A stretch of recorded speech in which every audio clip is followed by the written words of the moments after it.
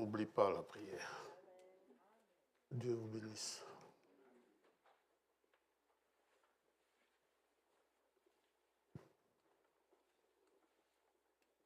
J'aime tout aujourd'hui, c'est bien. Vous chantez bien. Vous ne voulez pas entrer dans le chorale? Nat, vous ne voulez pas entrer dans le chorale? Marie-Élise. Là, il y a de la place, hein?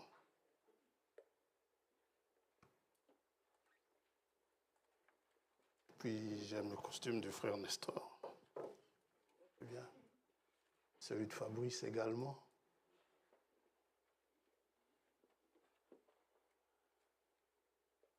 J'aime la chorale également.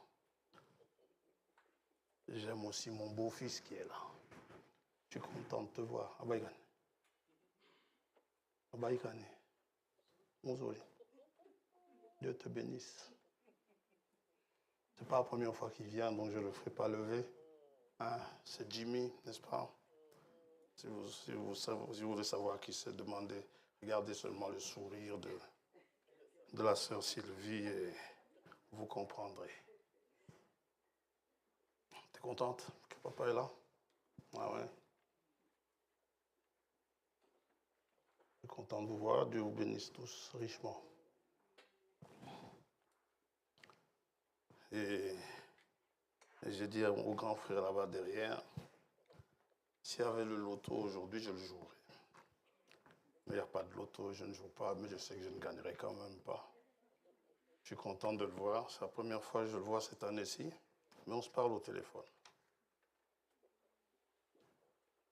Le Seigneur l'assiste.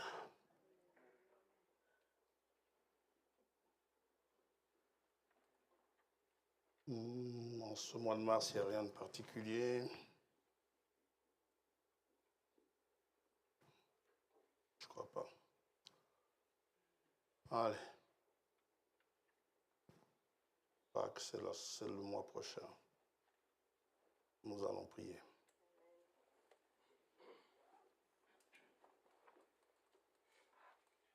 Père Céleste, nous sommes rassemblés ce matin au nom de Jésus-Christ. Comme nous aimons le dire, ce n'est pas nous qui le disons, c'est ta parole qui le dit. Chaque fois que nous nous assemblons en ce nom béni, tu es au milieu de nous. Pourquoi nous voulons être dans la crainte ce matin, savoir que le Dieu majestueux, le Dieu saint, le grand Dieu est au milieu de nous. Nous qui ne sommes rien, sommes des pécheurs, mais il te plaît de venir être au milieu de nous. C'est pourquoi nous te remercions pour les louanges qui sont montées vers toi. Nous te remercions pour les prières qui t'ont été adressées, pour le témoignage qui a été apporté. Merci d'aider tes enfants dans les difficultés de cette vie ici sur cette terre. Souvent, notre adversaire nous met les bâtons dans les roues. Mais si on est en Christ, nous savons que nous avons la victoire. Christ l'a vaincu au calvaire. Et il nous a dit que de toutes les tribulations qui vont nous arriver, que nous n'ayons pas crainte de cela. Lui, il a vaincu le monde. Maintenant, nous comptons sur ta promesse de répandre le Saint-Esprit pour que ta parole soit apportée. Saint-Esprit sonde les choses de Dieu. Et c'est cela que nous sommes venus écouter. Et non pas quelque idée personnelle, mais seulement ce que ta parole dit. Aide-nous à nous en tenir sans nous en écarter ni à gauche ni à droite.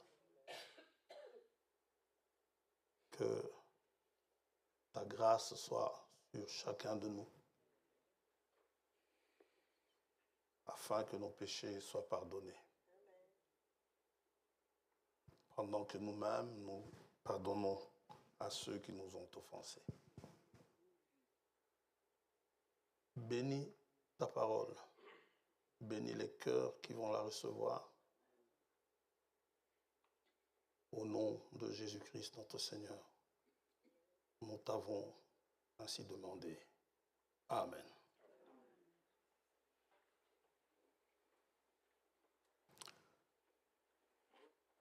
Bien, nous avons parlé la semaine passée de la venue du Seigneur. Nous y sommes. Mais avant cela, nous avions parlé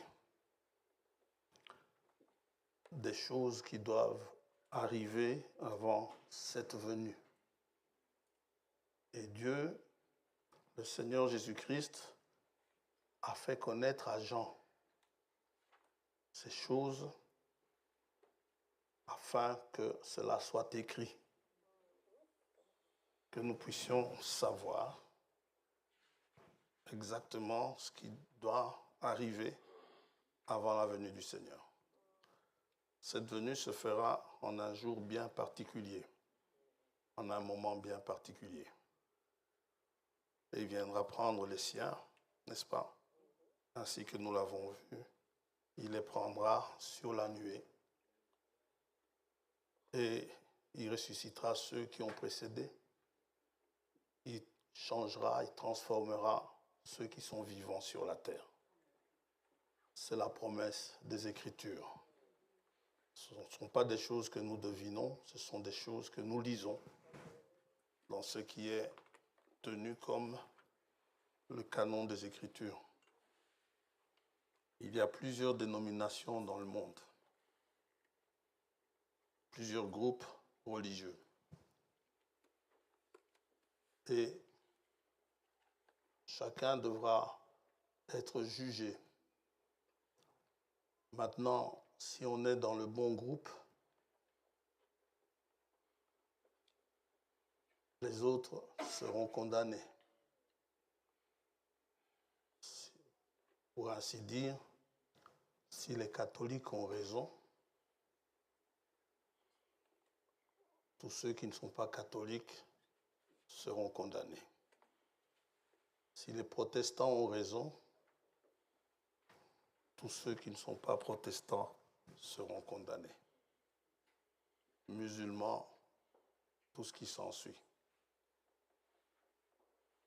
Du message également. Si vous êtes seulement du message, si vous avez raison, tous ceux qui ne le sont pas seront condamnés. Mais moi, je ne voudrais pas me considérer comme étant du message.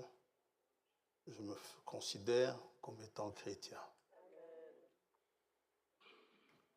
Je crois en ce message. Je crois au message que Dieu a apporté par Paul, Pierre. Je crois aux évangiles. Je crois en l'Ancien Testament. Ces choses sont là pour nous instruire. Et si elles ont été écrites, Paul dit que c'est pour notre instruction. Il faudrait que nous puissions tirer notre instruction de là-bas. Nous sommes chrétiens. Je m'efforce comme Paul. Je ne suis pas Paul, mais je m'efforce quand le Seigneur viendra d'être trouvé en lui, d'être trouvé en Christ. C'est cela mon but. Et c'est le but, selon les Écritures, que je voudrais vous transmettre. Que vous ne soyez pas juste un bon membre de l'Assemblée, mais que vous soyez trouvé en Christ. C'est ça le plus important. S'il faut mourir en Christ. Car seuls les morts en Christ ressusciteront dans cette résurrection. pas pour le jugement. Non, Dieu devra, comme dit le frère, il devra juger le monde. S'il nous juge selon la foi catholique, nous sommes perdus. S'il nous juge selon la foi protestante, nous sommes perdus. Il nous jugera selon sa parole. C'est ce que le prophète de l'âge a dit. C'est selon la parole de Dieu que nous serons tous jugés.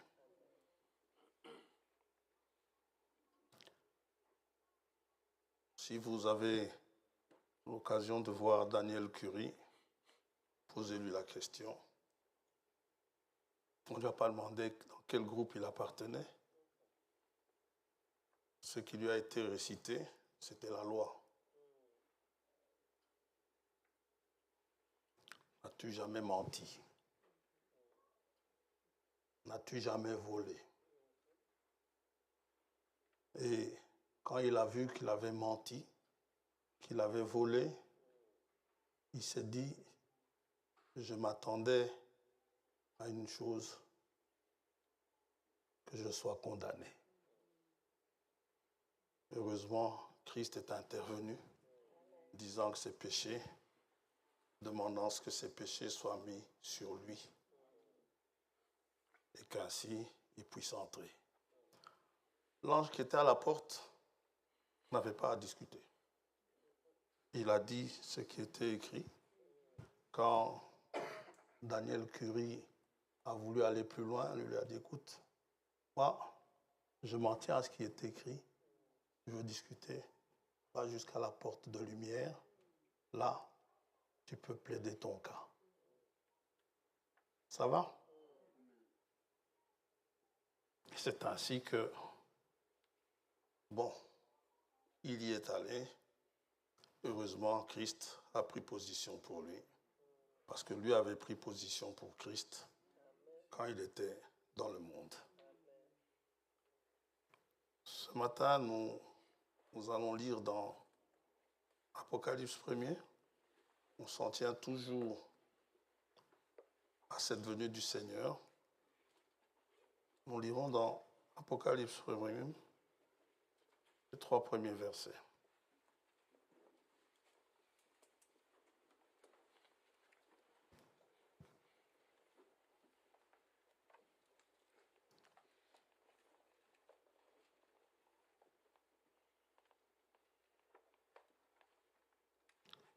Révélation de Jésus-Christ que Dieu lui a donnée pour montrer à ses serviteurs les choses qui doivent arriver bientôt et qu'il a fait connaître par l'envoi de son ange à son serviteur Jean. Celui-ci a attesté la parole de Dieu et le témoignage de Jésus-Christ, soit tout ce qu'il a vu. Heureux celui qui lit et ceux qui entendent les paroles de la prophétie et qui gardent les choses qui y sont écrites. Autrement dit, je n'ai aucune responsabilité sur les choses qui ne sont pas écrites. Les choses qui y sont écrites, car le temps est proche. Amen. Que Dieu bénisse sa parole.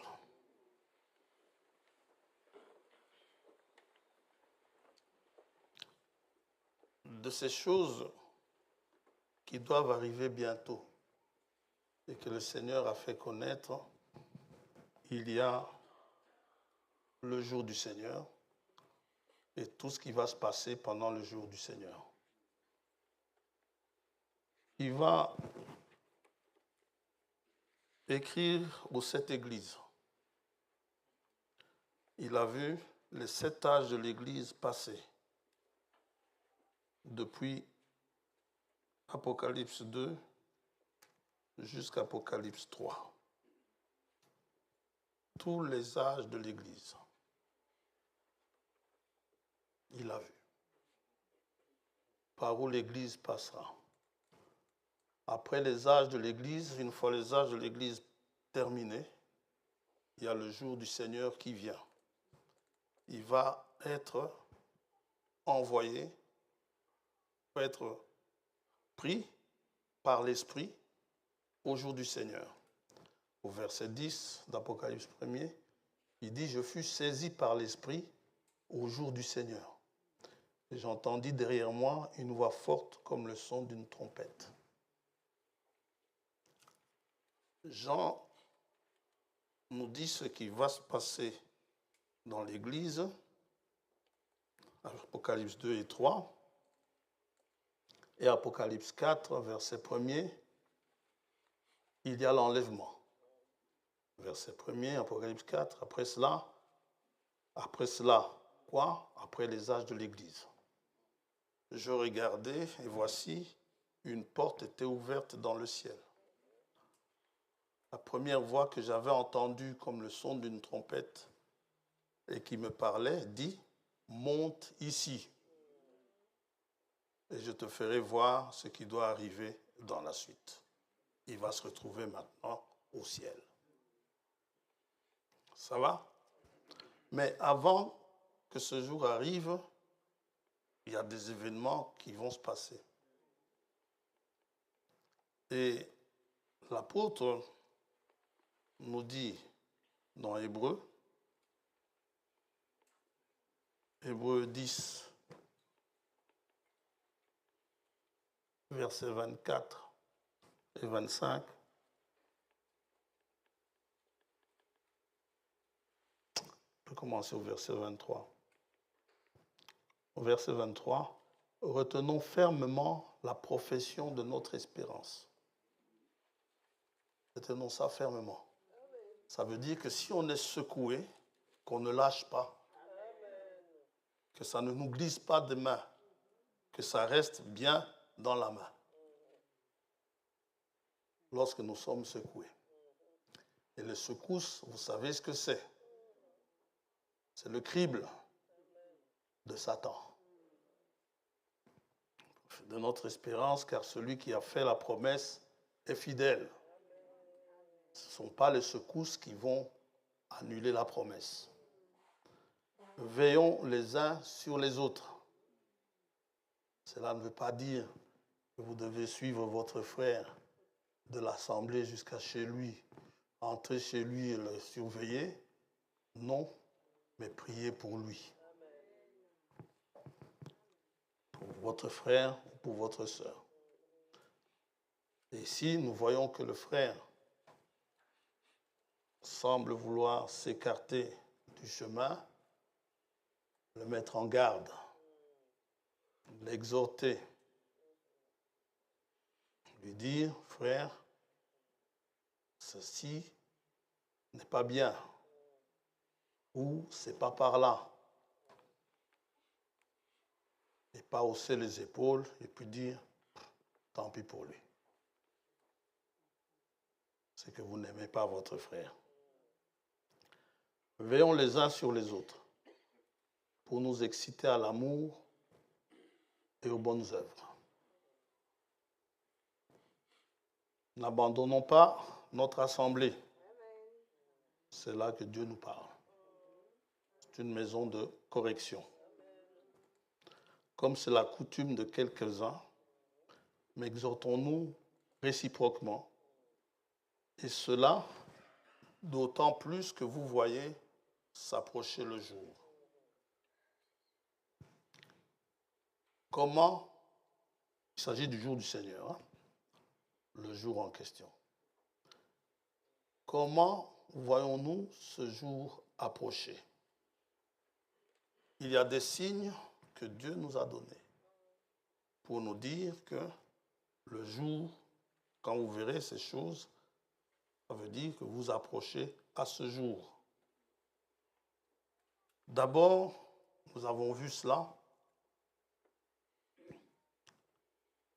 La venue du Seigneur sera précédée d'un temps comme le temps de Noé.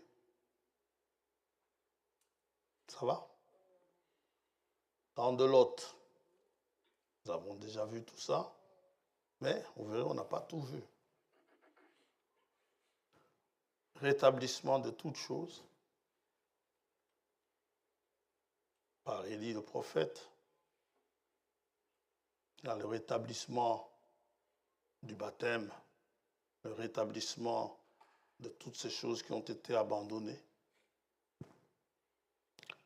Mariage et divorce, semence du serpent et tout ce que vous voulez. Enfin, tout ce qui a été apporté parce que vous voulez. Et cette promesse d'une double portion de pluie, des pluies saisonnières, c'est-à-dire l'effusion du Saint-Esprit. Nous avons parlé de tout ça, de l'apostasie qui doit d'abord s'établir, c'est-à-dire où l'homme, les gens renoncent à Dieu carrément. Et il en reste encore de ces choses qui doivent arriver avant la venue du Seigneur. Les disciples ont posé la question au Christ, au Seigneur, dans Matthieu 24.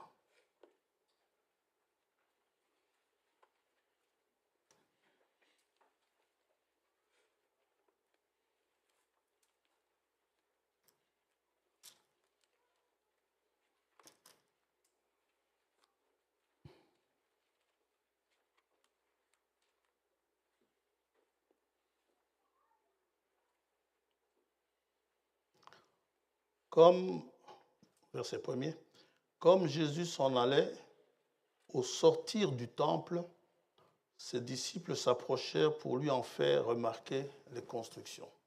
Très beau temple. Mais il leur dit, c'est peut-être beau, mais voyez-vous tout cela? Je vous le dis en vérité, il ne restera pas ici pierre sur pierre qui ne soit renversée. Il s'assit sur la montagne des Oliviers et les disciples vinrent en particulier lui poser cette question.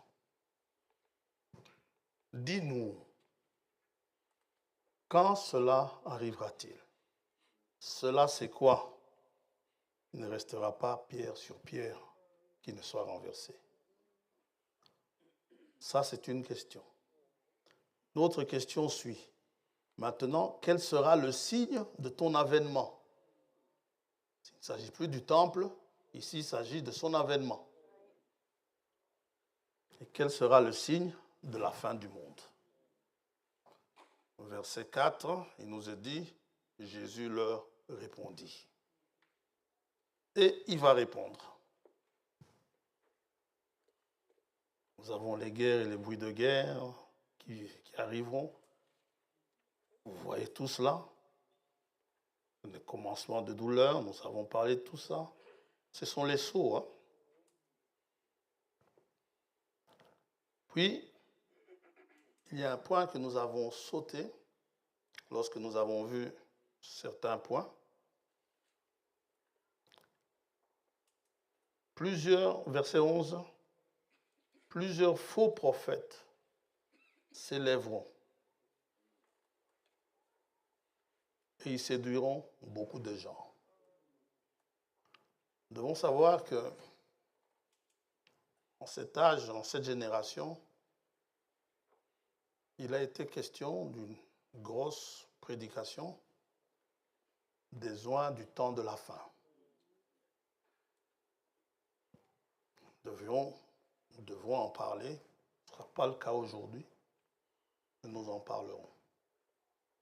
Ce n'est pas fini. Verset 12. Et parce que l'iniquité se sera accrue, l'amour du plus grand nombre se refroidira. Deux choses sont dites ici. Première chose, l'iniquité se sera accrue. Et à cause de cela, puisqu'il dit parce que l'iniquité se sera accrue, l'amour du plus grand nombre se refroidira. Deuxième point. Donc, si on lit ça en l'envers, on peut dire l'amour du plus grand nombre se refroidira parce que l'iniquité se sera accrue. Ça va? Nous nous contenterons ce matin de la première partie. L'iniquité se sera accrue. J'ai prêché cela pendant la semaine, mais bon, parfois, on est obligé de revenir et je me suis senti poussé à revenir là-dessus. Nous sommes incontestablement dans le Nouveau Testament. Jésus-Christ pointe l'accroissement de l'iniquité. C'est une réponse, c'est une partie de la réponse, une des réponses données en tout cas, des questions posées au verset 3.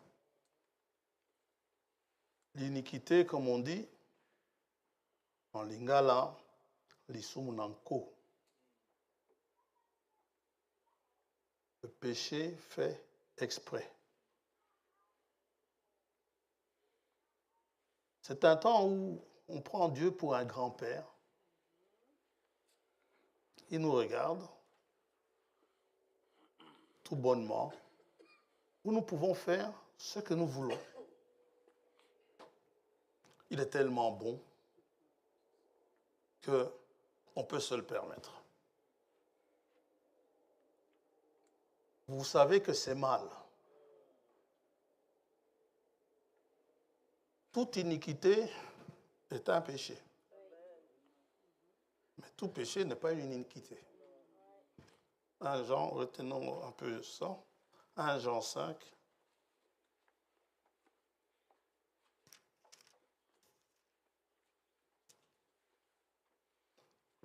17. Lisons même verset 16. Si quelqu'un voit son frère commettre un péché qui ne mène point à la mort, qu'il prie. Et Dieu donnera la vie à ce frère. Il la donnera à ceux qui commettent un péché qui ne mène point à la mort. Il y a un péché qui mène à la mort. Ce n'est pas pour ce péché-là que je dis de prier. Et nous savons c'est quoi ce péché. C'est l'incrédulité. Toute iniquité est un péché. L'isumunanko. Et il y a tel péché qui ne mène pas à la mort. Nous savons que quiconque est né de Dieu ne pratique pas le péché. Mais celui qui est né de Dieu se garde lui-même et le malin ne le touche pas. Il y a un problème de nouvelle naissance. Naître de Dieu. Vous savez, la loi, l'Ancien Testament, c'est le temps de la loi. La loi, David dit, elle est parfaite. Psaume 119. Si elle est parfaite, il n'y a rien à changer dans la loi. Si elle était imparfaite, d'accord. Et Jésus est venu, il a confirmé, il a dit, pas un seul iota ne changera. Ce n'est pas moi qui le dis, c'est le Seigneur qui le dit. La loi, elle est parfaite. Le problème qu'il y a, c'est qu'avec notre naissance adamique, nous ne savons pas faire 1 mètre sans nous dévier de la loi. Ce qui fait, si on s'en tient à la loi, tout le monde est perdu.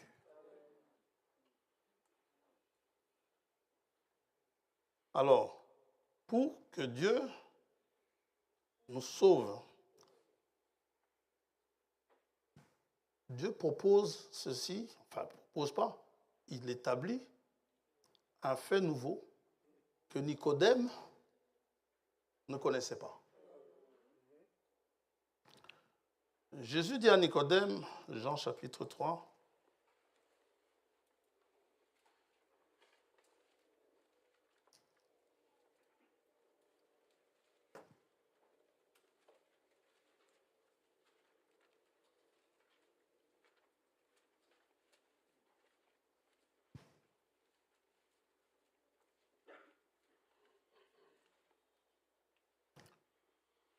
mais il y eut un homme d'entre les pharisiens nommé Nicodème, un chef des Juifs, qui vint, lui, auprès de Jésus de nuit.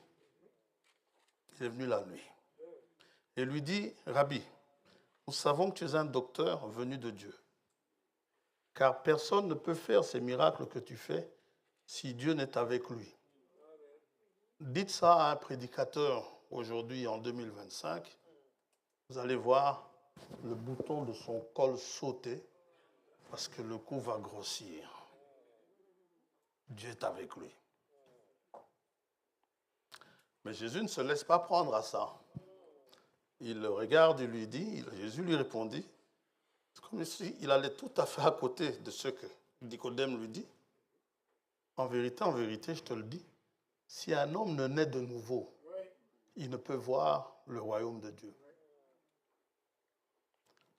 Nicodème lui dit, comment un homme peut-il naître quand il est vieux? Peut-il rentrer dans le sein de sa mère et naître? Jésus répondit, en vérité, je te le dis, si un homme ne naît d'eau et d'esprit, il ne peut entrer dans le royaume de Dieu. Ce qui est né de la chair est chair, et ce qui est né de l'esprit est esprit. Ne t'étonne pas que je t'ai dit, il faut. Ça veut dire, vous devez. Il faut naître, il faut que vous naissiez de nouveau. Alors, cette nouvelle naissance, Nicodème n'en savait rien. Et pourtant, il était docteur en Israël. Docteur en théologie. Il n'en savait rien. Mais sans la nouvelle naissance, on est fichu. C'est quoi la nouvelle naissance? La nouvelle naissance, c'est un esprit nouveau. C'est un cœur nouveau. Et c'est l'esprit de Dieu répandu sur vous. Et Dieu en parle dans Ézéchiel 36. Nicodème aurait dû savoir ça. Mais comme c'était une prophétie, vous savez, une prophétie, son interprétation, c'est l'accomplissement. Je ne dis pas que si nous avions été là, nous aurions compris du temps d'Ézéchiel. Mais maintenant que la chose nous est révélée, nous savons de quoi il s'agit. Regardez ce qui s'est passé.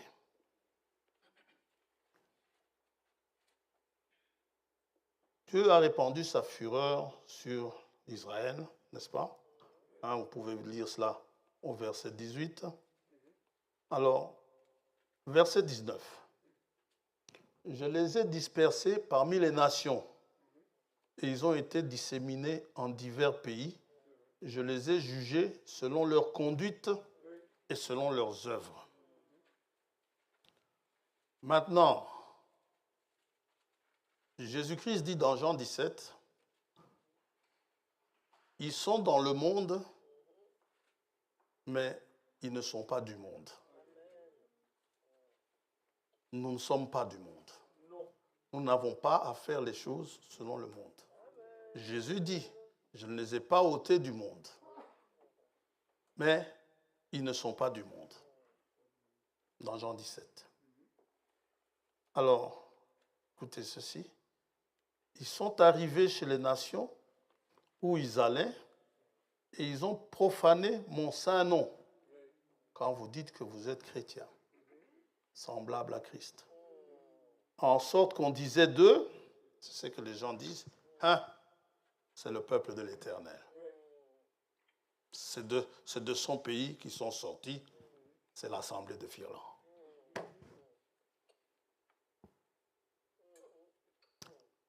Voyez la responsabilité que nous avons. Il se passe quelque chose ici, c'est toute l'assemblée qui est pointée. Si vous vivez la parole de Dieu, il se passe quelque chose, c'est toute l'assemblée qui est pointée. C'est le peuple de l'Éternel, c'est de son pays, c'est du pays de l'Éternel qu'ils sont sortis. Alors Dieu dit, j'ai voulu sauver l'honneur de mon saint nom, que profanait la maison d'Israël parmi les nations où elle est allée. Nous n'avons pas à vivre comme les nations. C'est pourquoi dis à la maison d'Israël, ainsi parle le Seigneur, l'Éternel, ce n'est pas à cause de vous que j'agis de la sorte, maison d'Israël, c'est à cause de mon saint nom. Ce nom de chrétien que vous portez là, ce nom de Christ que vous portez, c'est pour cela que vous avez profané parmi les nations où vous êtes allés, mais c'est à cause de mon saint nom. Je sanctifierai mon grand nom. Le nom de Jésus-Christ aujourd'hui, n'importe qui prend une guitare, il te joue n'importe quoi comme chanson. Il te chante, il vient, il te fait n'importe quoi dans le monde, il prend sa guitare, il chante, il met le nom de Jésus dedans et il vous dit c'est un cantique chrétien.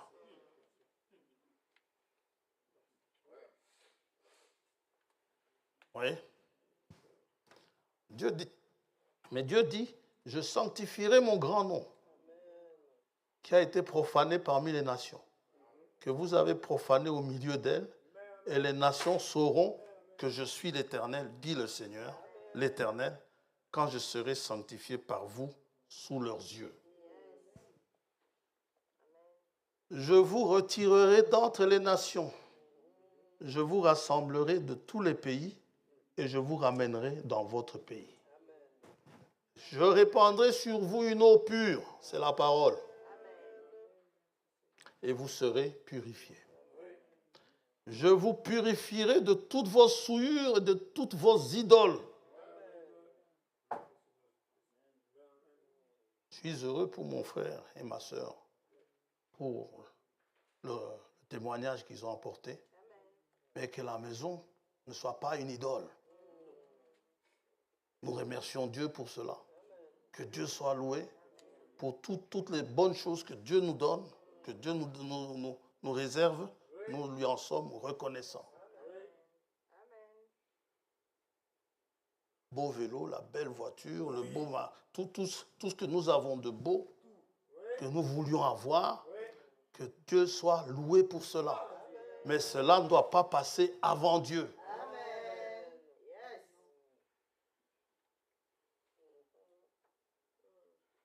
Je vous donnerai un cœur nouveau. Donc, Dieu ne change pas sa parole. Dieu ne change pas sa loi. C'est mon cœur qu'il change. La loi de Dieu reste toujours valable. Mais le cœur avec lequel je suis né, celui-là doit être changé. Dieu va me donner un cœur nouveau. Un cœur qui aime la parole. Le cœur que j'avais avant, je m'en moquais de la parole. Et je mettrai en vous un esprit nouveau. J'ôterai de votre corps le cœur de pierre. Et je vous donnerai un cœur de chair.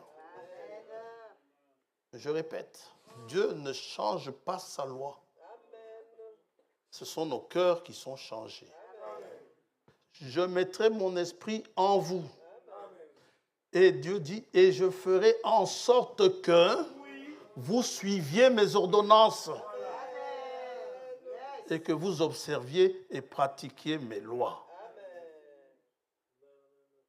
Vous habiterez le pays que j'ai donné à vos pères. Vous serez mon peuple et je serai votre Dieu. quand on est coupable d'iniquité, pour la commettre, chrétien ou incroyant ou incrédule, vous avez dû vous battre contre votre conscience. Pour commettre une iniquité, il a fallu vous battre contre votre conscience. Vous savez, on est venu dans ce monde, connaissant Dieu ou ne connaissant pas Dieu, il y a des choses que Dieu a mises dans nos cœurs, où nous savons même pertinemment bien, avec ou sans conversion, que nous soyons musulmans, que nous soyons catholiques, que nous soyons du message, qui que nous soyons, que c'est mauvais. C'est dans notre conscience. Il ne faut pas le dire à un incrédule, il le sait. C'est pas bon de prendre la femme d'un autre. Il le sait. Romains chapitre 2.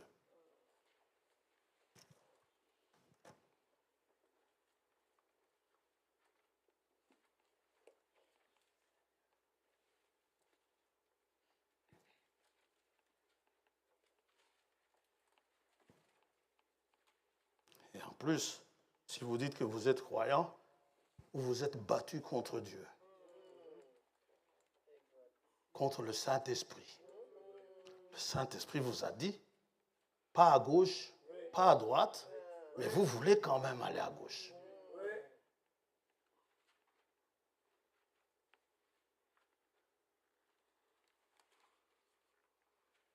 Verset 11.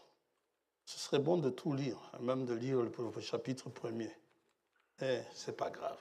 Commençons au verset 11. Car devant Dieu, il n'y a point de favoritisme. Amen.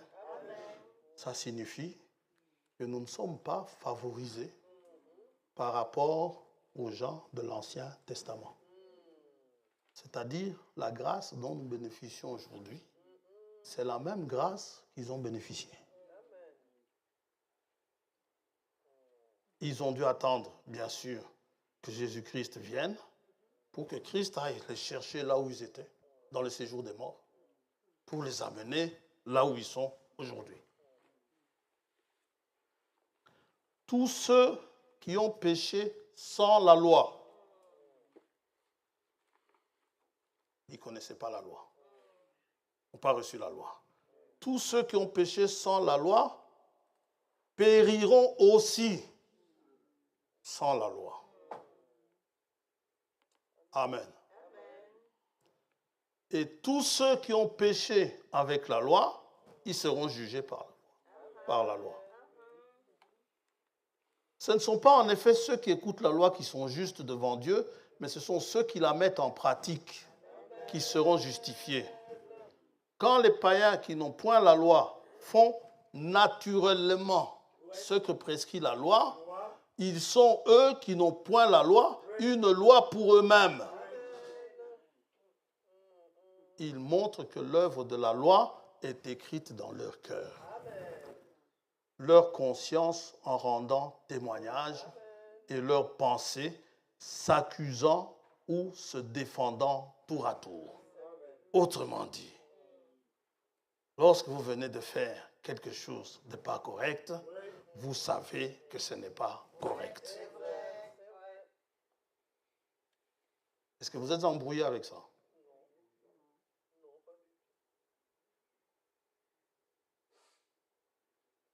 Quand ce n'est pas correct, ce n'est pas correct. C'est ce qui paraîtra au jour où, selon mon évangile, Paul, pas moi, Dieu jugera par Jésus-Christ les actions secrètes des hommes. Je vous conseille de ne pas en arriver là. C'est une exhortation. À prendre ou à laisser. C'est-à-dire, arrangez-vous pour que vous soyez clean devant Dieu. Parce que si vous devez passer par le jugement, vous êtes fichu. C'est valable pour vous, c'est valable pour moi, c'est valable pour nous tous. Verset 17. Toi qui te donnes le nom de juif, qui te repose sur la loi, qui te glorifie de Dieu, qui connaît sa volonté, qui apprécie la différence des choses, étant instruit par la loi, toi qui te flattes d'être le conducteur des aveugles, la lumière de ceux qui sont dans les ténèbres, hein, le flambeau, hein, le docteur des insensés, le maître des ignorants, parce que tu as dans la loi la règle de la science et de la vérité. Toi donc qui enseignes les autres, tu ne t'enseignes pas toi-même. Toi qui prêches de ne pas dérober, tu dérobes. Toi qui dis de ne pas commettre d'adultère, tu commets l'adultère. Toi qui as en abomination les idoles, tu commets des sacrilèges. Vous savez, quand on verra les oins du temps de la fin, nous verrons qu'il y a des ouvriers d'iniquité. Ce sont ces prédicateurs-là aujourd'hui qui font la honte de la parole de Dieu. Ils font n'importe quoi, un peu comme les fils d'Élie dans le temps. Ils font n'importe quoi, et parce que Dieu les inspire, parce qu'ils apportent des messages, parfois même des messages puissants, ils se croient tous être au-dessus de la loi. Ils peuvent se permettre des choses, entraîner même certains fidèles dans des choses interdites, disant que comme c'est moi le pasteur qui te le dit, ça t'exonère.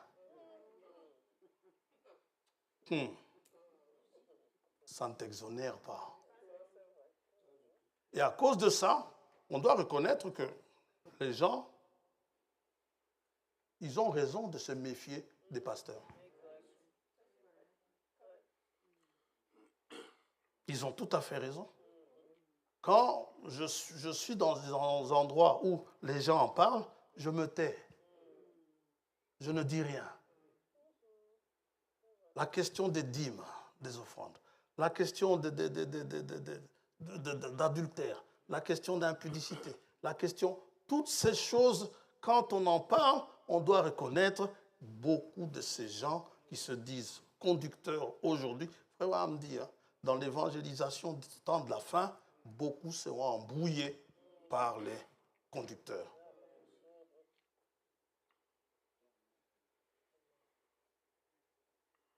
Il va vous dire c'est mauvais, et puis 3 petits tours plus loin, quand il est tout seul, il va dire mais non, ça c'est pour les autres. Moi, Dieu parle par moi. C'est très bien. Tu seras encore plus sévèrement jugé. Quand un Paul dit j'ai peur, je ne voudrais pas être rejeté après avoir moi-même prêché aux autres.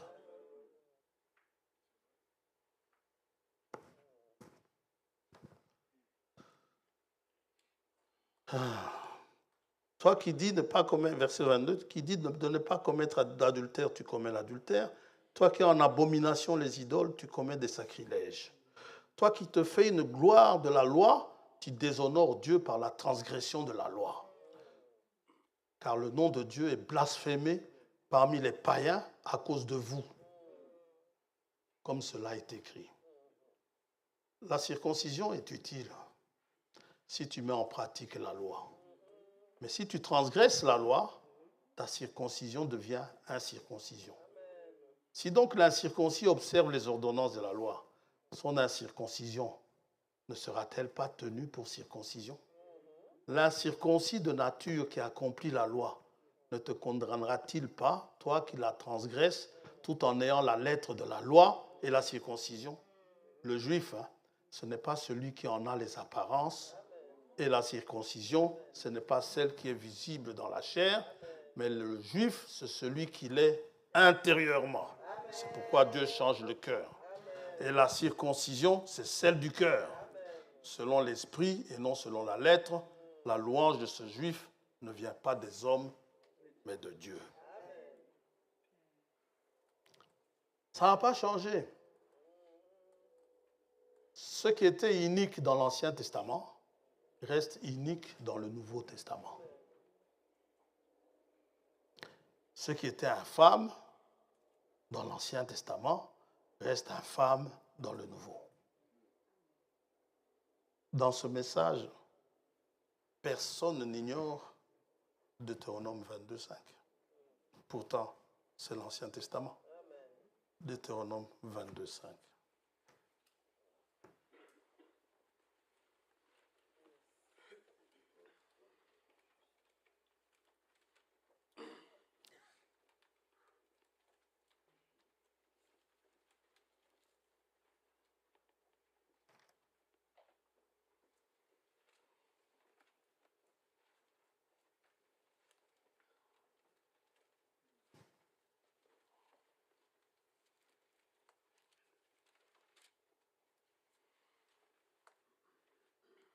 Même ça ne sert à rien de le lire, tout le monde le connaît. Une femme, Dieu te bénisse frère, une femme ne portera point un habillement d'homme et un homme ne mettra point de vêtements de femme, car quiconque fait ces choses est en abomination à l'Éternel ton Dieu. Je crois que c'est le verset le plus connu dans le message.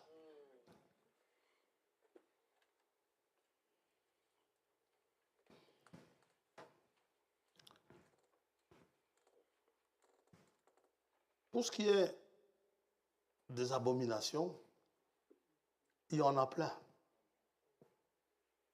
Des infamies, il y en a plein.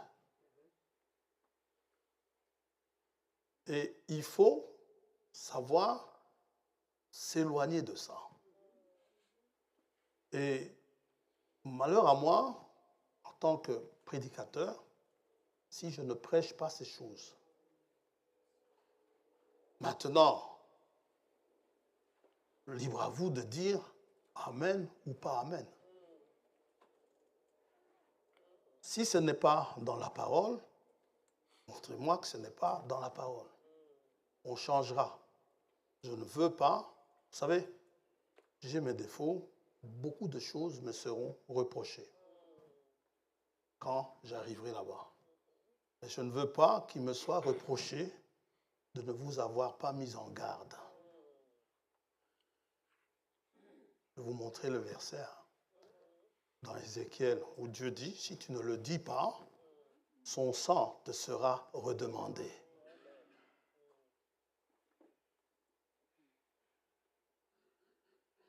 Ça va? Des infamies, il y en a partout. J'en ai vu un qui s'est battu avec sa conscience comme étant une infamie. 2 Samuel 13. Fils de David.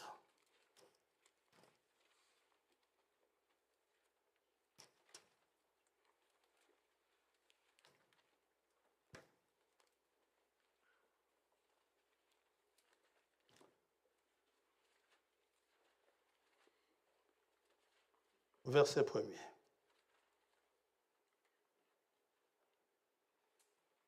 Après cela, voici ce qui arriva. Absalom, fils de David, avait une sœur qui était belle et qui s'appelait Tamar. Et Amnon, fils de David, l'aima. Amnon était tourmenté jusqu'à se rendre malade à cause de Tamar, sa sœur. Car elle était vierge et il paraissait difficile à Amnon de faire sur elle la moindre tentative. Il est bien dit, il paraissait difficile. S'il y est arrivé, il a fabriqué toute une ruse pour y arriver. C'était difficile, mais il a surmonté la difficulté. Le Saint-Esprit va rendre cette chose difficile. Mais si vous surmontez, Dieu aura tout fait. Vraiment, me dit, quand quelqu'un va en enfer, il le mérite. Parce qu'il se sera battu contre Dieu jusqu'à la fin. Dieu aura tout fait pour le sauver, mais il n'en a pas voulu. Maintenant, quand vous en arrivez à ça, à surmonter ces difficultés-là, à passer dans l'iniquité, vous êtes, comment dirais-je, il y a une autre abomination qui vous attend. Ces choses-là sont des réactions en chaîne. Ça va en boule de neige. Vous venez de commettre quelque chose qui n'est pas correct. Maintenant, le temps de la prière arrive. Vous vous mettez à prier. Proverbe 28. Une iniquité, c'est un péché fait exprès. Ça va? Proverbe 28.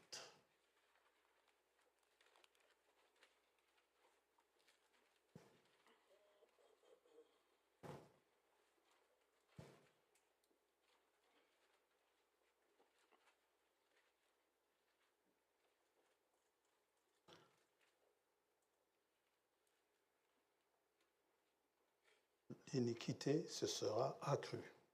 C'est le titre.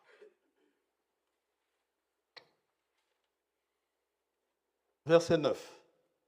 Si quelqu'un détourne l'oreille pour ne pas écouter la loi, ça ne sert à rien qu'il prie. Sa prière même est une abomination.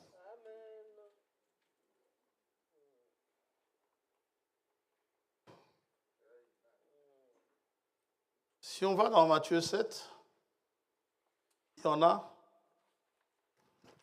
Dieu a entendu leurs prières. Matthieu 7. Ils ont prêché.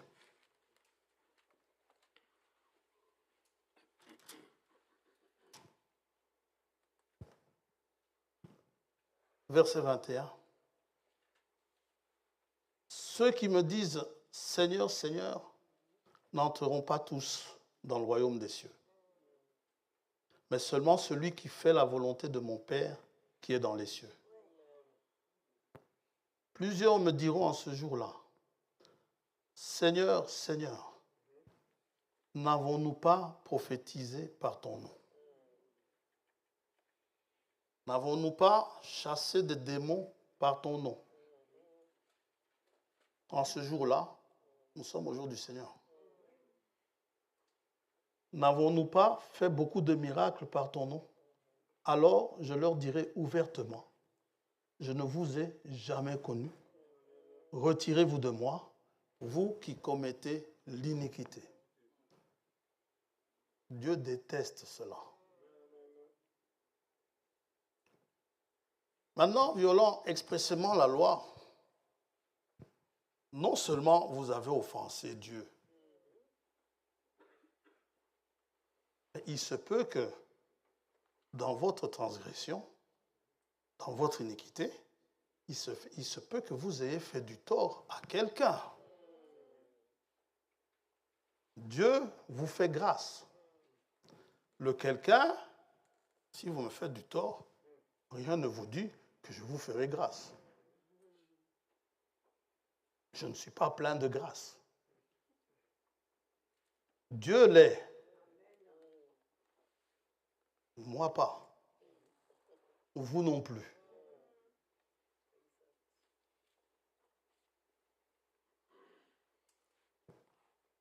Qui ça? Zachée, il a reçu le Seigneur chez lui. Zachée était connu comme étant quelqu'un de mauvaise vie. Zachée était un inique. Il savait que la plupart des choses qu'il a faites étaient mauvaises. Il savait qu'il avait fait du tort à des personnes, à des gens. Mais quand la grâce est entrée, le premier réflexe qu'il a eu, c'est d'arranger le tort qu'il a voulu faire. C'est de vouloir arranger le tort qu'il a fait aux gens. Luc chapitre 19.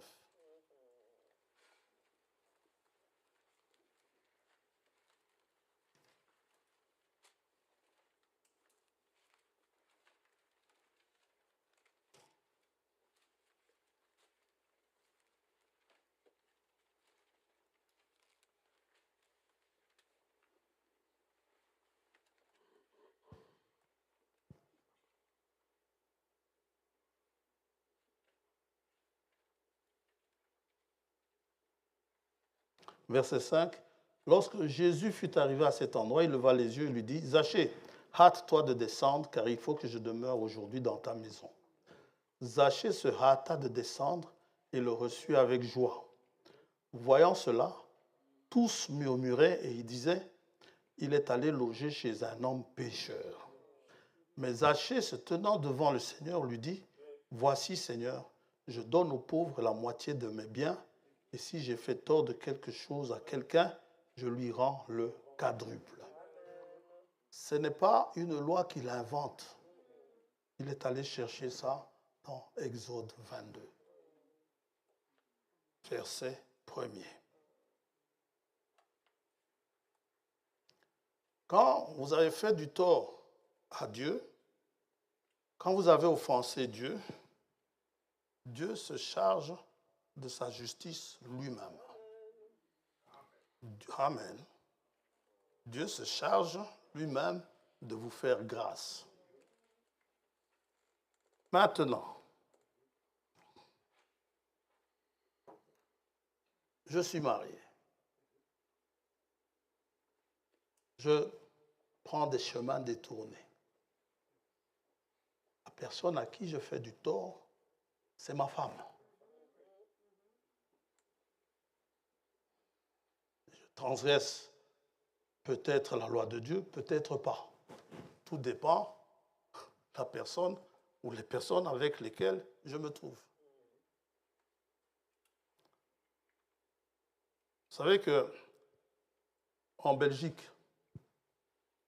la loi belge, l'adultère, ce n'est pas un péché. Ce n'est pas un crime.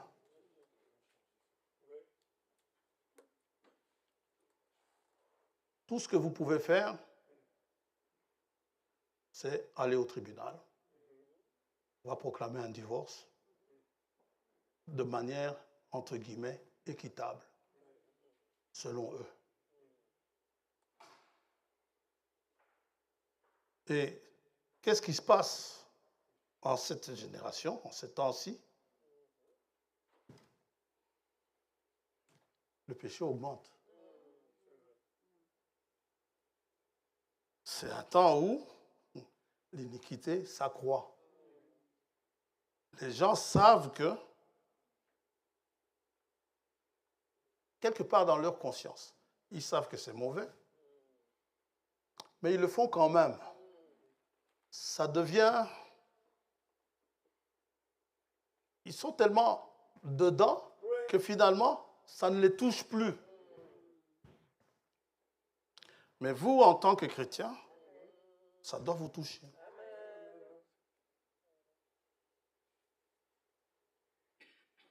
La Belgique, la France ne tient plus ça comme péché, comme crime, pardon.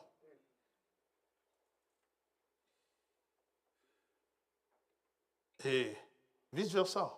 Votre femme vous trompe, vous n'avez pas de recours devant la loi. Mais cela ne vous dédouane pas de Dieu.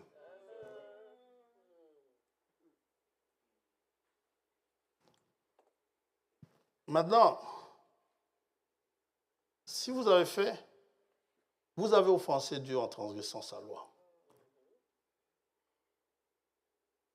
Vous avez fait du tort à quelqu'un, Dieu est prêt à vous pardonner, sans problème. Si je vous arnaque, l'arnaque, c'est un péché. Je viole une loi divine, tu ne voleras pas, et je fais du tort à une personne que j'arnaque. Maintenant, je suis un croyant.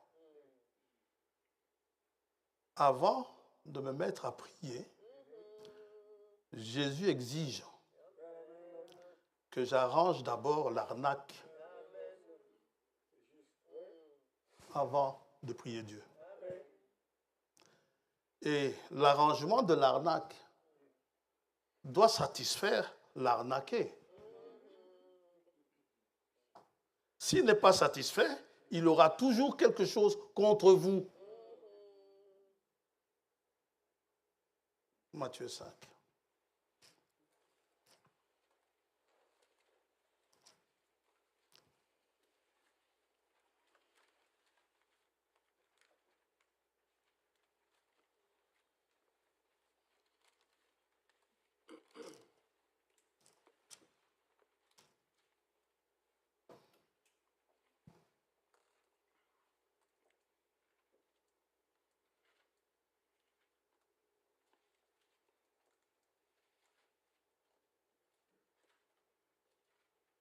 Verset 23.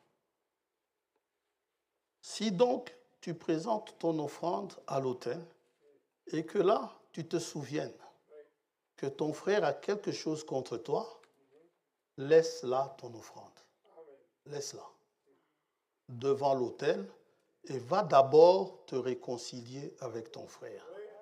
Puis, une fois réconcilié, viens présenter ton offrande.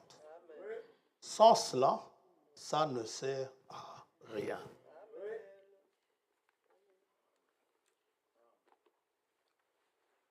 Accorde-toi promptement avec ton adversaire, pendant que tu es en chemin avec lui, de peur qu'il ne te livre au juge, que le juge ne te livre à l'officier de justice et que tu ne sois mis en prison. Il faut s'accorder, je te le dis en vérité, tu ne sortiras pas de là que tu n'aies payé le dernier cadran. Donc, il faut arranger les choses avec celui que vous avez arnaqué ou que vous avez spolié. Alors, pour les choses qui doivent arriver bientôt, l'enlèvement par exemple, l'accroissement de l'iniquité, le fait que l'iniquité augmente, ou dans les églises, on se permet n'importe quoi, ou même parmi les nations, on se permet n'importe quoi, sous prétexte que nous faisons des miracles au nom du Seigneur, sous prétexte que nous prêchons au nom du Seigneur, et que nous disons que Dieu est toujours avec nous, c'est très bien. Mais entre-temps, on fait des choses, comme on a lu dans Romains, qui ne sont pas correctes. Ça veut dire que dans l'Église, la crainte du péché n'y est plus. Vous savez, quand vous avez commis quelque chose d'abominable devant Dieu, vous devez en avoir peur.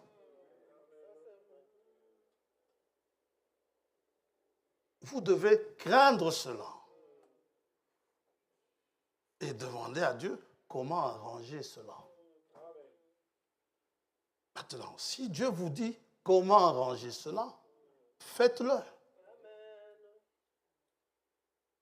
Comme Dieu vous demande de le faire. Ce que nous venons de lire dans Matthieu 5, vous n'avez pas besoin d'une tierce personne. On ne vous demande pas d'aller chez le sacrificateur. Vous pouvez arranger ça entre vous. Dieu voit. Si cela est arrangé, on avance. Le voisin ne saura jamais ce qui s'est passé entre vous.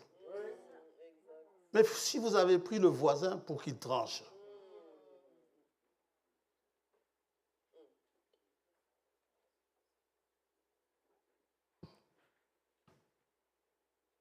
l'accroissement de l'iniquité est un indicateur du temps de l'accomplissement des événements qui doivent arriver. De l'accomplissement.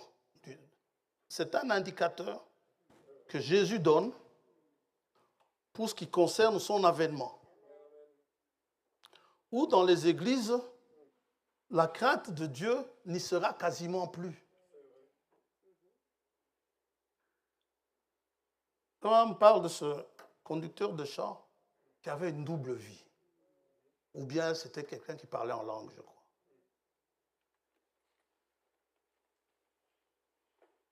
Il avait une double vie. Il venait à l'assemblée, soit il prophétisait, soit il chantait, je ne sais plus très bien. Mais il avait une autre vie que sa femme ne connaissait pas. Et le frère dit, si dans ma vie, je n'ai jamais vu un hypocrite, c'est bien celui-là.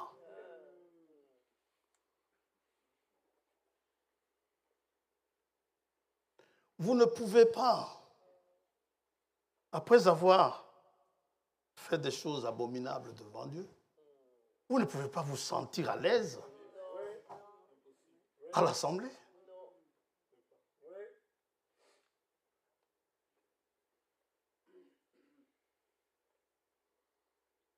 C'est impossible.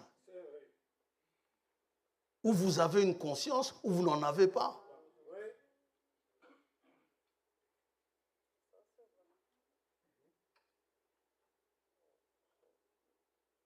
Et c'est justement ça. On voit ces gens qui vivent n'importe comment, qui vous sortent des CD à la chaîne,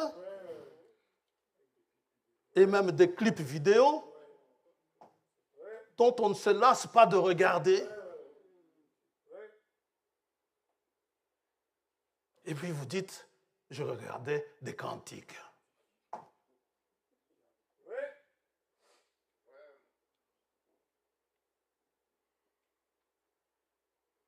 Vous ne devez pas vous sentir à l'aise devant ça. Dieu ne nous a pas appelés à ça.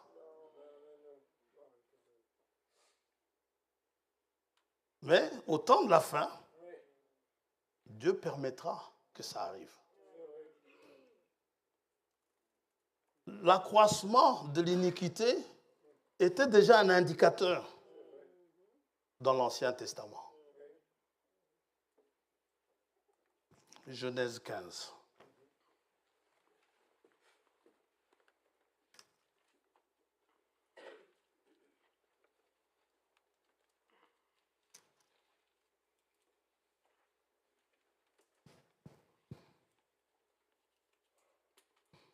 Verset 13. Et l'Éternel dit à Abraham, sache que tes descendants seront étrangers dans un pays qui ne sera point à eux. Ils y seront asservis et on les opprimera pendant 400 ans. Mais je jugerai la nation à laquelle ils seront asservis et ils sortiront ensuite avec de grandes richesses. Toi, tu iras en paix vers tes pères, tu seras enterré après une heureuse vieillesse. À la 4e génération, ils reviendront ici. Il faut attendre la 4e génération. Car l'iniquité des Amoréens n'est pas encore à son comble. Voilà pourquoi Dieu a chassé les Amoréens de Canaan. L'iniquité est arrivée à son comble.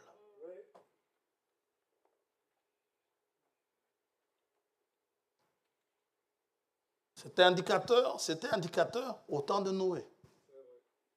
Genèse 6.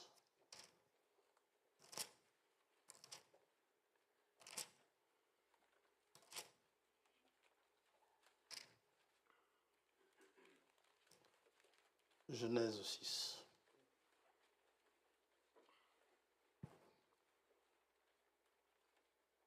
Verset 5. L'Éternel vit que la méchanceté des hommes était grande sur la terre et que toutes les pensées de leur cœur se portaient chaque jour uniquement vers le mal. Frère François, c'est la méchanceté. Oui, on va le lire. De Sodome, c'était le cas du temps de Sodome.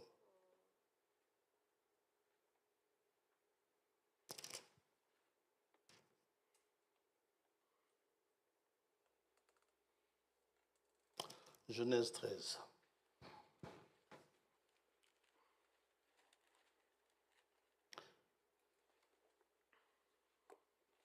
Ils ont même voulu souiller des anges, ces gens-là. Genèse 13, au verset 12. Abraham habita dans le pays de Canaan, et Lot habita dans les villes de la plaine et dressa ses tentes jusqu'à Sodome. Verset 13. Les gens de Sodome étaient méchants et de grands pécheurs contre l'Éternel. Ils savaient très bien que ce qu'ils faisaient était mauvais. Mais c'était leur particularité. L'autre a essayé de les raisonner. Ils n'ont pas voulu l'écouter.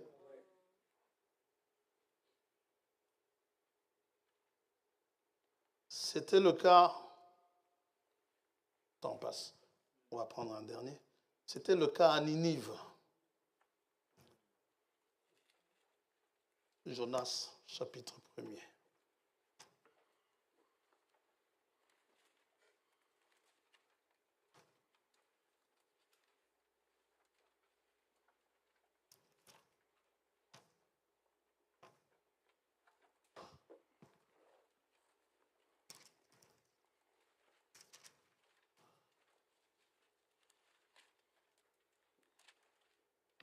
Les 2 premiers versets.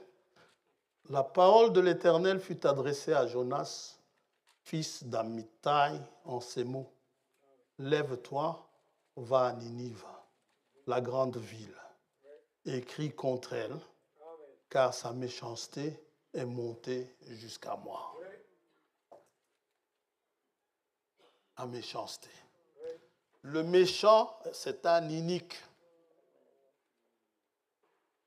C'est quelqu'un qui sait très bien que ce qu'il fait, il ne faut pas le faire. Psaume 50. C'est quelqu'un qui connaît très bien la loi de Dieu.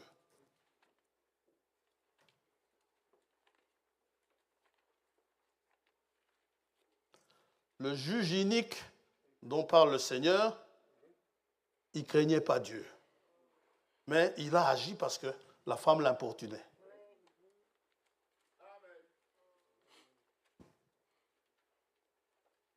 Psaume 50.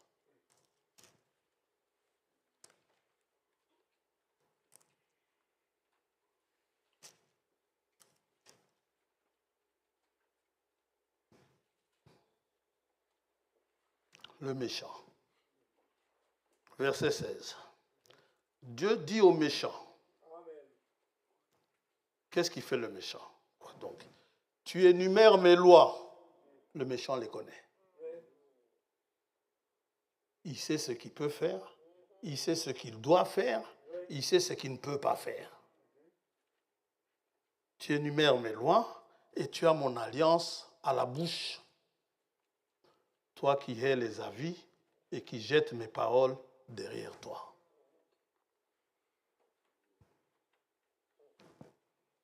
Néhémie dit, dans sa prière, dans Néhémie 9, que les pères, autrefois, ont jeté les paroles de l'Éternel derrière leur dos. Et Dieu les a punis à cause de ça. Ils sont allés en captivité à cause de ça. Donc, le méchant, il sait très bien ce qu'il fait. Il sait très bien s'il peut le faire ou s'il ne peut pas le faire. Et quand il ne peut pas le faire, il le fait quand même. Tu peux te cacher aux yeux des hommes. Les hommes, si tu es assez malin, les hommes peuvent ne rien savoir. Et ça, c'est devant les hommes. Mais Dieu t'observe du haut des cieux. Comme dit ce cantique, que tu sois, quoi que tu fasses, il y a un œil qui t'observe. Dieu a toujours puni l'iniquité. Et dans l'Ancien Testament et dans le Nouveau. D'ailleurs, dans le Nouveau Testament, tous ceux qui font ces choses-là, le royaume des cieux leur est fermé. Apocalypse 22. Il n'y a pas plus Nouveau Testament que ça.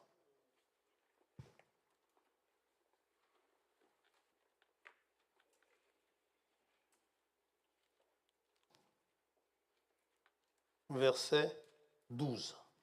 Voici, je viens bientôt, et ma rétribution est avec moi. Nous avons parlé de la rétribution, la rémunération la semaine passée. C'est le prix du travail. Ma rétribution est avec moi, pour rendre à chacun selon son œuvre. Il ne me rendra pas, moi, selon l'œuvre de quelqu'un ici. Il ne vous rendra pas selon mon œuvre. Chacun selon son œuvre. Quoique le frère François ou un autre aurait dit, quoi qu'il aurait prêché, Dieu vous en demandera selon votre œuvre, à vous.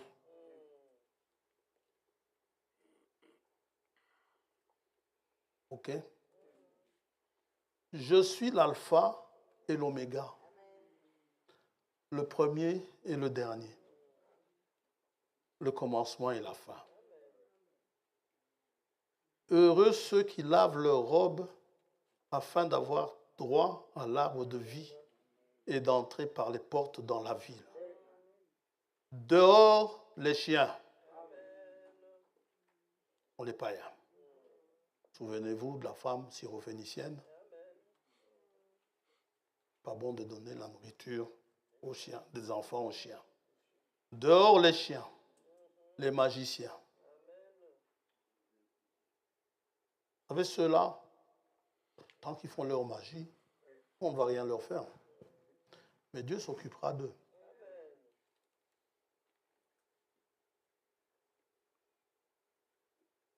Dieu s'occupera d'eux aussi. Maintenant, s'ils vous arnaquent, comme ces faux, ces charlatans que l'on voit, qui vous disent qu'ils vont vous donner le bonheur ou des trucs comme ça, ils vont vous promettre le bonheur.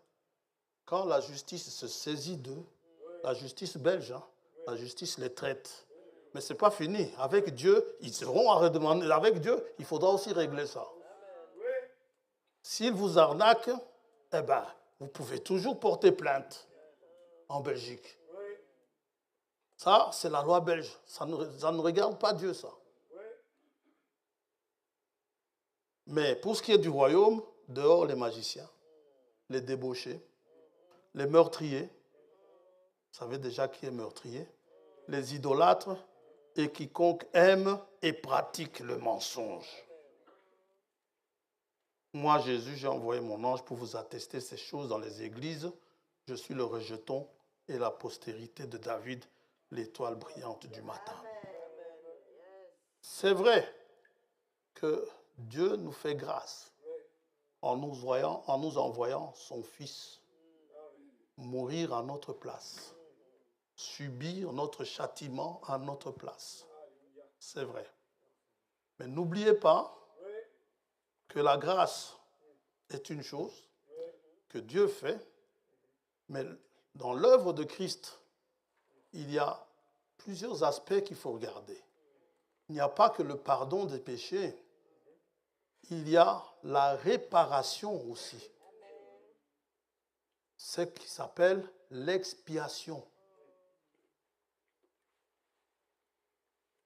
C'est-à-dire le tort que nous avons fait à Dieu, Dieu exige une réparation. Et Christ a donné la réparation. Mais quand on a un problème entre nous, nous aussi, on doit arranger cela. Quand Christ dit, laisse là ton offrande, on va t'arranger avec ton frère, c'est réparer le tort.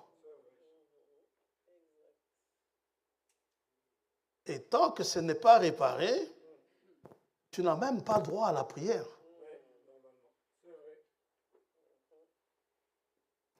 Répare ça. Négocie si tu veux.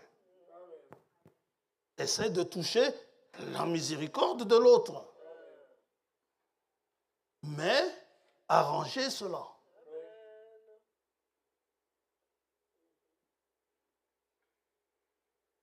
Seulement, les gens aiment bien sauter ça. Si vous sautez ça, c'est encore une iniquité.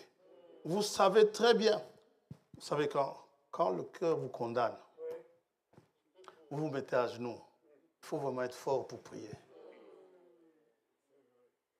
Il faut être costaud pour prier.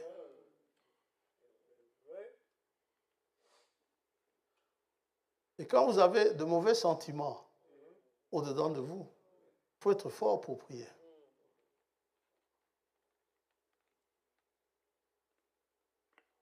La prière risque d'être vide. Quand Jésus dit, aimez vos ennemis.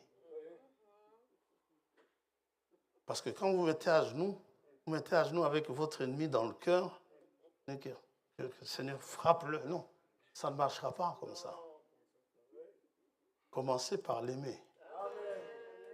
Oui, c'est vrai.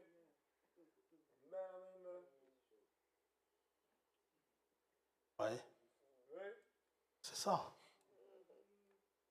Je crois que c'est Pierre qui, quand il a entendu, tu aimeras ton Dieu de tout ton cœur. Oui, je fais ça. Oui, je fais ça depuis mon enfance. Ça, c'est le jeune homme. Et puis après, le Seigneur dit, vends tout ce que tu as, distribue-le aux pauvres. Là, il ne pouvait plus parce qu'il avait de grandes richesses. Et Jésus dit, il est difficile pour un riche d'entrer dans le royaume. C'est plus facile pour un chameau de passer par le chat de l'aiguille.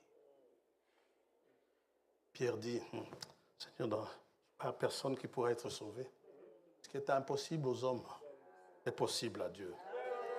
Nous vivons un temps où l'iniquité est banalisée. C'est banal. Parce que Dieu répond à mes prières. Quand je lui demande de m'inspirer, il m'inspire. J'ai tendance à me croire au-dessus.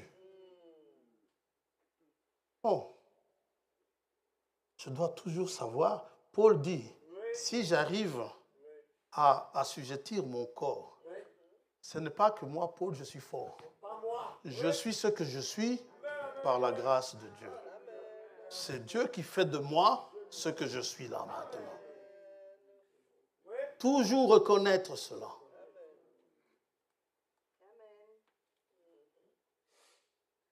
Et ainsi, vous serez toujours dans ce sentier éclairé par la parole de Dieu, qui est une lampe à vos pieds. La parole. Maintenant, une lampe qui n'est pas allumée ne vous sert à rien. Il faut que la lampe soit allumée. Et qu'est-ce qui est clair? C'est la révélation de sa parole. L'accroissement de l'iniquité, donc l'iniquité se sera accrue, a pour effet de refroidir la charité du plus grand nombre.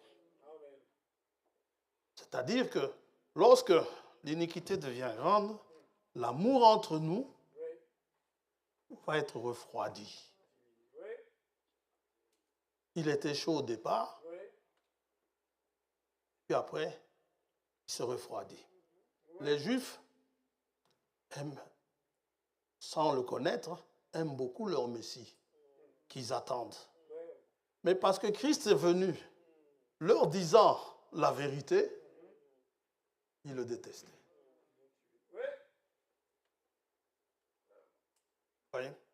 C'était des gens qui semblaient être irréprochables. Par exemple, ceux qui ont amené la femme adultère, qui a été prise en flagrant délit d'adultère. Ils l'ont amenée, ils étaient sûrs. Moïse a dit qu'il faut lapider une telle femme. Toi, qu'est-ce que tu dis? Oui. Quand Jésus leur dit, vous connaîtrez la vérité vous affranchira, eux, ils disent, nous n'avons jamais été esclaves de personne.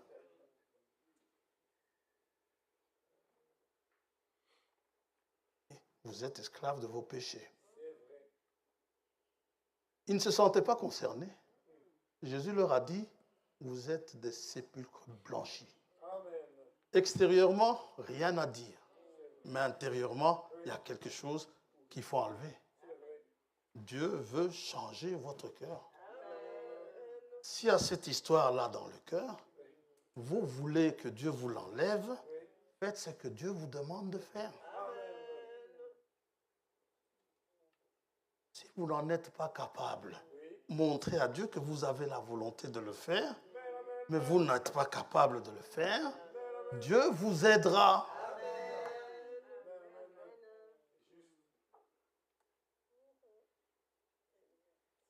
Reconnaissez que vous n'êtes pas capable. Ne cherchons pas, ne chipotons pas. C'est un temps où les gens chipotent. Bon. L'accroissement de l'iniquité, c'est un indicateur qui annonce la venue du Seigneur. Si aujourd'hui, les gens dans les églises n'ont plus beaucoup la crainte de Dieu, ils font dire à Dieu n'importe quoi, ils font parler Dieu tout le temps. Si les gens, vous savez, un juge pour vous prononcer le mot Dieu, toute une histoire. Mais nous, on y va franco. Hein. Pourquoi? Parce que nous connaissons beaucoup. Le fait de beaucoup connaître, on croit vraiment qu'on a un petit copain là, un vieillard, hein, qui n'a vraiment débonnaire, n'est-ce pas? Il dit c'est bien mon garçon. Non. C'est un Dieu saint.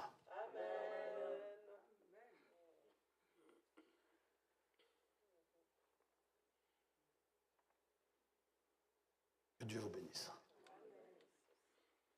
Prions le Seigneur.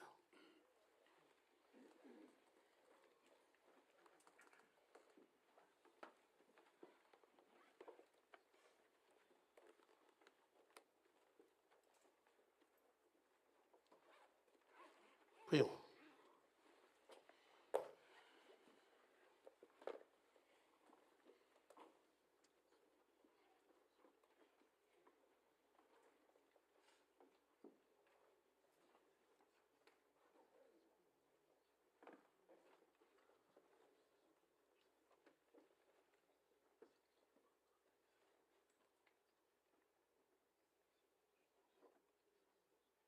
Père Céleste, Dieu Tout-Puissant, l'Esprit dit expressément que dans ces derniers jours, il y aura des temps difficiles. Les hommes seront fanfarons, blasphémateurs, cruels, ennemis des gens de bien, ayant l'apparence de la piété, reniant ceux qui en fait la force. Nous sommes prévenus. Ce n'est pas que cela nous prend au dépourvu. Nous sommes prévenus. Et ta parole dit, la crainte de l'Éternel est le commencement de la sagesse. Rends-nous sages, Seigneur. Parmi ces vierges qui venaient à la rencontre de l'époux, il y en a 5 qui avaient été rendus sages. Donne-nous de cette sagesse afin que nous puissions aller à cette rencontre le cœur en paix. Rien, que la conscience ne nous condamnant pas, où nous pouvons nous approcher avec assurance devant ton trône, devant le trône de miséricorde. Sois béni, sois loué. C'est vrai que dans les églises aujourd'hui, nous avons même honte de voir les choses qui s'y passent, qui ne devraient pas s'y passer. Après avoir proclamé que tu t'es révélé à nous en cet âge, beaucoup continuent à te considérer comme un Dieu mort quelque part. Un Dieu muet qui n'agit pas. Et cela a tendance à s'éparpiller dans l'Église. Pour mon comportement qui ne t'honore pas, je voudrais te demander pardon.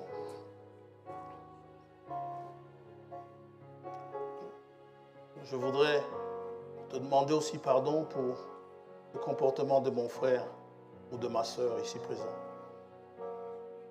Pour les choses qui ne t'honorent pas ou qui ne t'ont pas honoré. Nous voulons te demander pardon. Que tu mettes dans nos cœurs à chacun des paroles de paix.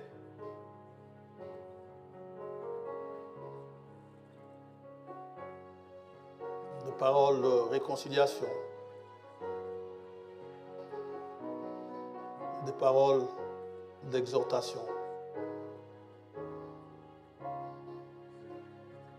Mets-nous en garde sur les déviations possibles.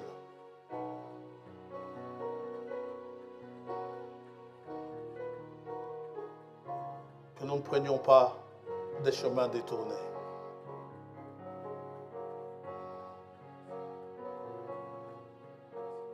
Que notre vie soit saint, saint, saint, l'Éternel. Que le Saint-Esprit vienne et nous conduise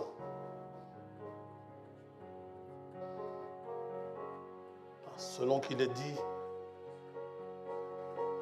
les enfants de Dieu sont conduits par l'Esprit de Dieu.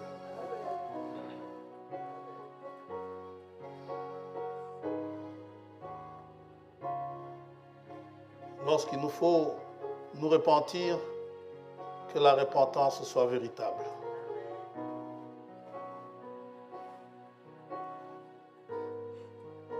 Lorsqu'il nous faut aller de l'avant, que nous allions de l'avant, ayant le regard fixé sur Jésus-Christ, notre Seigneur et Sauveur.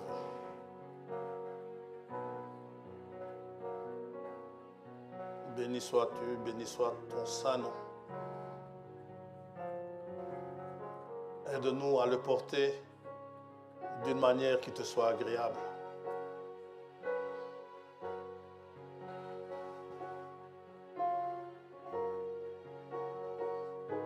Merci pour ce rassemblement ce jour. Merci pour nous avoir rassemblés. Et merci de nous prendre par la main chacun. Que nous avancions selon le rythme que tu nous auras imprimé à chacun. Que chacun prenne sa croix et te suive. Sans plainte ni murmure, mais te louant, te rendant gloire pour toutes les bonnes choses que tu fais pour nous. Merci Père pour les témoignages que nous avons entendus. Merci d'avoir aidé la maison de mon frère.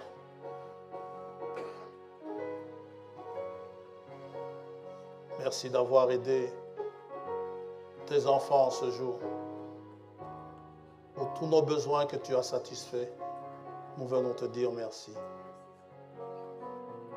Et même ceux que nous n'avons pas vus s'accomplir, nous te disons merci. Parce que nous savons une chose. Tu ne nous donneras pas un serpent si nous te demandons du pain.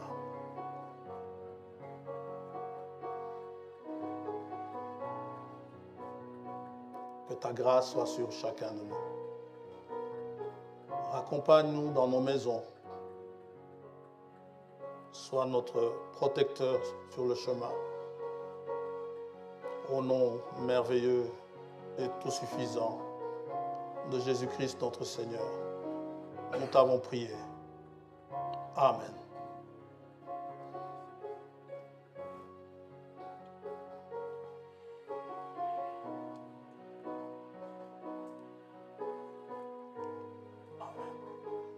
Amen. Dieu vous bénisse.